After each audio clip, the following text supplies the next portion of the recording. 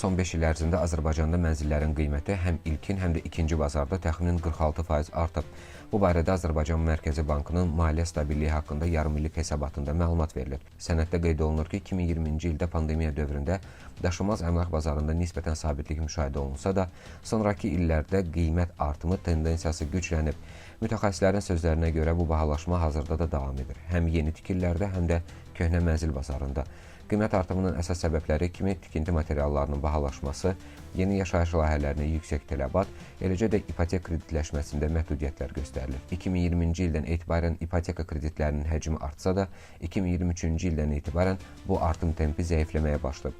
Ekspertlər bunu həm ipoteka və kredit zəmanəti fondu tərəfindən verilən kredit limitlərinin məhdudluğu, həm də bankların maliyyələşmə strukturu ilə əlaqələndirirlər.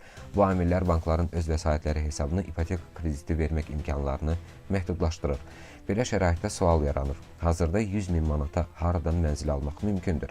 Realtorların sözlərinə görə bu məbləğə əsasən şəhər ətrafı ərazilərdə, məsələn, Masazır və Xırdalan kimi qəsəbələrdə kiçik həyət-evi və ya bir otaqlı mənzil almaq mümkündür. Həmçinin bu məbləğə Neftçilər və Xalqlar Dostluğu metro stansiyalarına yaxın ərazilərdə də bir otaqlı mənzil tapmaq olar. Əmlak mütəxəssisləri bildirirlər ki, 100 min manata mənzil tapmaq paytaxtın digər ərazilərində də mümkündür. Hazırda bu qiymətə orta və ya orta səviyyədən aşağı təmiri olan bir və ya iki otaqlı mənzillər əsasən Yeni Yasamal, Hövsan, Masazır və bu kimi ərazilərdə təklif olunur. Lakin bu kateqoriyadan olan mənzillərin alıcı bazası nisbətən məhduddur. Elan saytlarının təhlili göstərir ki, 100 min manata qədər dəyəri olan mənzillər ən çox Masazır və Binə qəsəbələrində yerləşir.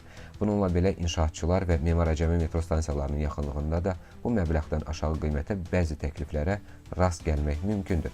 Beləliklə, Azərbaycanın daşınmaz əmlak bazarında qiymət artımı davamlı xarakter daşıyır. Bu prosesin əsas səbəbi tikinti xərclərinin yüksəlməsi, tələbatın çoxluğu və ipoteka imkanlarının məhdudluğu ilə bağlıdır. Nəticədə 100 min manat həcmində büdcə ilə paytaxtda mənzil almaq getdikcə çətinləşir və ekspertlərin fikrincə uyğun qiymətə evlər əsasən şəhər ətrafı zonalarda qalır.